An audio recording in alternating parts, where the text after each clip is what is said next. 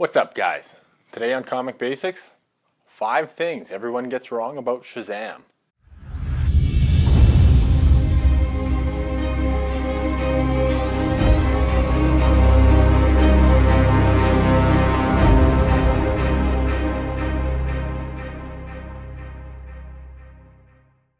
Before we begin, I need you to do something for me. I need you to go ahead and hit that subscribe button right below this video, and while you're down there, hit that bell and turn those notifications on. No point in comic history has a single name meant so much and caused so much change as the word Shazam. Shazam, when uttered by Billy Batson, transforms a young boy into the overly powered comic book hero of the same name. He can fly, he has super strength, and is considered the world's strongest mortal. That, however, doesn't mean that things about him aren't misconstrued, taken out of context, or gotten completely wrong. Quite the contrary. Shazam, while one of the most interesting DC characters, is one of the ones whose history and past is as confusing as a 24-acre maze. Don't worry though, that's what I'm here for. Here are 5 things that everyone gets wrong about Shazam. Captain Marvel. Believe it or not, there was a time in the last 75 years that DC failed to use the Captain Marvel name. During that time, the name Captain Marvel and its trademark were anyone's to claim, and anyone claimed it. By 1967, the Marvel Comics machine was beginning its ascent to the comic book crown. Titles like Fantastic Four and Spider-Man were helping it solidify its spot as the #1 publisher. Although very little could stop what they were doing, DC always had one thing to hang over their head: Captain Marvel. That's why, when a chance arose to rectify this, Marvel turned their Marvel character into Captain Marvel. With the name came the trademark. Marvel filed the proper paperwork, and it was theirs. By the time DC brought their version of Captain Marvel back to life, it was too late. In 1973, they released a new book that renamed their old character Shazam. He doesn't have a family. Like any other wildly successful idea, comic books were quick to capitalize on the Captain Marvel name. Before long, a group of children were imbued with the power of Shazam. These children, known as the Lieutenant Marvels, each had the name Billy Batson, and when each said the name Shazam, they would share his power. From there came Freddie Freeman, or Captain Marvel Jr. Freeman became a member of the Marvel family after Captain Nazi crippled him and murdered his grandfather. To save his life, Captain Marvel sent some of his power into him. Thus, when Freeman used the words Captain Marvel, he would transform into Captain Marvel Jr. If the trailers to the upcoming Shazam movie are any indication, Freddie Freeman has a large role and will play an integral part in Shazam's history. Over the years, members like Mary Marvel have joined the Shazam ranks. However, none have proven to be as popular as Billy Batson. April 2019's movie will be his first live-action adaptation. April 2019 Shazam will not mark his first appearance in live action. Not by a long shot. In 1974, just after Marvel trademarked the Captain Marvel name, Shazam made his way to his own television show. Unfortunately, the show was littered with problems from the get-go. Around this time, there was a cry for Saturday morning television to be more educational. In the show, Shazam traveled around the country helping teenagers and young children solve their problems. The education requirement came from the elders explaining the life lessons that happened as a result of the problems, and if it sounds terrible, it's kinda cause it was. And it's just not live television that he's already appeared on.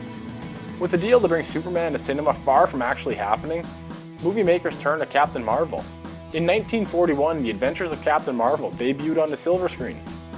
This version saw an archaeological dig find an ancient relic called the Scorpion Idol. Sensing imminent danger, the archaeologists split the idol up. Unfortunately, the villain, aptly named Scorpion, sought to put the idol back together. The wizard Shazam gifts a young Billy Batson his power and sends him off to save the world.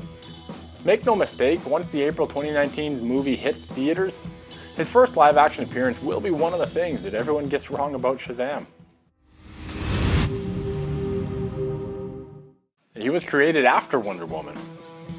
When you think of DC's superheroes, you probably think of their big 3. You know, Batman, Superman, Wonder Woman. What if I told you that chronologically, Captain Marvel predates Wonder Woman? Would you believe me? In 1941, William Moulton Marston famously brought the world's most well-known superheroine to the masses. Wonder Woman became an instant hit with girls of all ages. For the first time in existence, both sexes had someone they could cheer for, look up to, and model themselves after. Wonder Woman was and is the most important female comic book character ever created. As such, she's become as synonymous with DC as Batman and Superman. However, if we look at chronological appearances, she was not created before Captain Marvel. In February of 1940, Captain Marvel hit newsstands. By simple math, that makes him 20 months older than Wonder Woman. Yeah, 20 months in the grand scheme of things doesn't sound like a lot. And yes, Wonder Woman never left the watchful eye of children, but she is younger. With his age and lasting power, it's kind of a wonder why he isn't considered as important as any of the big three. He's always played second fiddle to Superman. In the world of DC, arguably none are as important as Superman. You may be thinking that Batman is, however, remember that Batman for a time did not have the following that he does today. Superman is to DC what pucks are to Canadian hockey. One simply can't exist without the other. Try as he may, in terms of popularity, Captain Marvel has always been the runner-up to Superman. Or has he? In the early days of his life, it's been estimated that Captain Marvel actually outsold Superman. Some historians have actually argued that some months eclipsed 2 million issues sold. The unpredictability of the character and his enemies may have sparked the interest of children in America. While Superman and Lex Luthor fought with normal weapons, Captain Marvel and his rogues often used magic. This small change certainly could and would pique the imagination of children in a way they hadn't seen before. Captain Marvel made them believe that they could become Captain Marvel. Instead of being born with powers or having to come from another world, all Billy Batson had to do was say the word Shazam, and he was as supercharged as Superman. That simple change was all it took for children to gravitate towards him. And that's it. 5 things everyone always gets wrong about Shazam. Agree? Disagree? Leave it in the comments below. I'd like to hear what you have to say.